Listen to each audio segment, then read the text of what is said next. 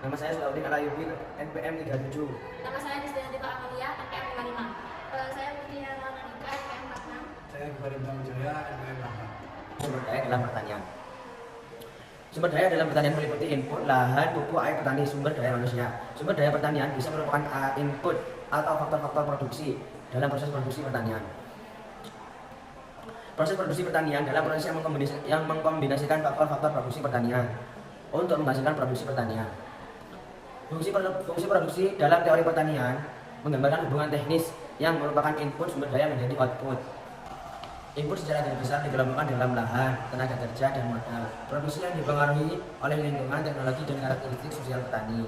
Apabila ditulis dengan fungsi matematika, maka produksi merupakan fungsi dari lahan, tenaga kerja, modal, lingkungan, teknologi, dan karakteristik sosial petani atau ditulis sebagai berikut. Q sama dengan F dalam kurung A, I, C, E, T, S. Faktor produksi pertanian. Yang pertama, pertanian dalam arti luas meliputi perkebunan, kehutanan, budidaya, dan lain-lain. Pertanian dalam arti simpel meliputi budidaya pertanian itu sendiri. Proses produksi pertanian, input sarana produksi pertanian, proses produksi pertanian, kegiatan usaha tani, output hasil produksi, yaitu input dalam arti tanah atau lahan, tenaga kerja, modal, lingkungan, teknologi, manajemen, karakteristik sosial pertanian. Sumber daya alam adalah semua kekayaan alam yang bisa dimanfaatkan oleh manusia untuk memenuhi kebutuhan hidupnya. Sumber daya alam dibagi menjadi dua, yaitu sumber daya hayati dan sumber daya non hayati. Sumber daya hayati atau biotik yaitu semua yang terdapat di alam atau kekayaan alam berupa makhluk hidup.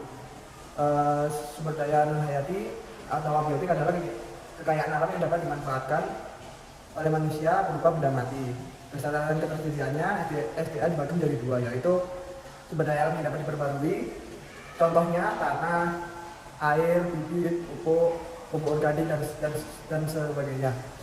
Kedua yaitu sumber daya yang tidak dapat diperbarui, seperti contohnya sumber daya mineral seperti minyak bumi, gas alam, batu bara, emas, dan lain sebagainya. Lahan merupakan salah satu faktor produksi utama dalam proses produksi pertanian. Penawaran tanah jumlahnya tetap, sementara permintaan selalu meningkat dari waktu ke waktu sehingga harga tanah selalu meningkat. Permintaan yang terus meningkat, sedangkan penawaran lahan tetap menyebabkan terjadinya alih fungsi lahan, terutama dari lahan pertanian ke non pertanian, permukiman, industri, jasa, dan lain-lain seperti itu. Lingkungan. Pertanian sangat terkait dengan lingkungan, baik lingkungan sebagai sumber daya yang digunakan dalam faktor produksi pertanian maupun pertanian yang menghasilkan jasa lingkungan positif atau eksternalitas positif, ya, seperti menghasilkan oksigen, menggarap polusi atau karbon, pemandangan yang indah, mengatur iklim mikro, serta pencegah erosi dan menyimpan air tanah untuk tanaman, pepohonan, dan sebagainya. Selanjutnya, sumber daya manusia atau human resources. Sumber daya manusia adalah seluruh kemampuan atau potensi penduduk yang berada di dalam suatu wilayah tertentu beserta karakteristik atau ciri demografisnya, sosial, maupun ekonominya yang dapat dimanfaatkan untuk keperluan pembangunan. SDM memiliki berbagai peranan yang berpengaruh dalam produksi di bidang pertanian, seperti petani pemilik, petani penggarap, dan buruh tani. Selanjutnya, tenaga kerja. Tenaga kerja dibagi menjadi dua, yaitu tenaga kerja dalam keluarga dan tenaga kerja di luar keluarga. Selanjutnya, karakteristik sosial petani. Karakteristik sosial ekonomi petani yang mempengaruhi proses produksi pertanian, terutama berkaitan dengan pengambilan keputusan dalam pengelolaan usaha tani, seperti pendidikan petani, pengelolaan petani, dan keanggotaannya dalam suatu organisasi, misalnya kelompok tani. Sumber daya modal. Sumber daya modal adalah barang-barang atau sarana yang dapat digunakan untuk menghasilkan barang lain, misalnya uang, bahan mentah, mesin, dan lain-lain. Modal bertujuan untuk meningkatkan produksi dan pendapatan usaha tani, penunjang pembentukan modal lebih lanjut. Selanjutnya, berdasarkan sifatnya, modal dibagi menjadi dua, yaitu modal lancar dan modal tetap. Modal lancar adalah modal yang habis sekali pakai, misalnya pupuk, bibit, dan obat. Modal tetap adalah modal yang dapat digunakan berulang kali, seperti lahan, traktor, mesin, dan lain-lain. Berdasarkan fungsinya, ada dua jenis, yaitu modal individu dan modal masyarakat. Sedangkan modal individu yaitu modal yang diperoleh dari mereka yang memiliki fungsi untuk memudahkan berbagai aktivitas dan akan memberikan laba pada miliknya. Contohnya yaitu deposito, properti pribadi, dan lain sebagainya. Yang kedua, metode masyarakat.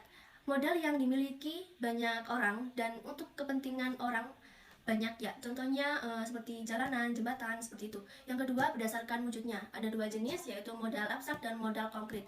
Modal abstrak yaitu modal yang tidak bisa dilihat secara kasat mata, sedangkan yang modal konkret yaitu modal yang dapat dilihat secara kasat mata. Yang ketiga, berdasarkan bentuknya. Ada dua jenis, yaitu modal uang dan modal barang. Modal uang adalah modal dalam bentuk uang, sedangkan kalau modal barang, modal yang dalam bentuk barang. Contohnya adalah mesin, kayak pupuk, seperti itu. Yang keempat, yaitu berdasarkan sumbernya. Ada dua jenis, yaitu modal sendiri dan modal pinjaman. Modal sendiri yaitu dari dana pribadi, sedangkan kalau modal pinjaman, modal dari pinjaman, contohnya kayak koperasi, bank, dan lain sebagainya. Dari kelompok kami, jika ada kesalahan mohon dimaafkan. Wassalamualaikum warahmatullahi wabarakatuh.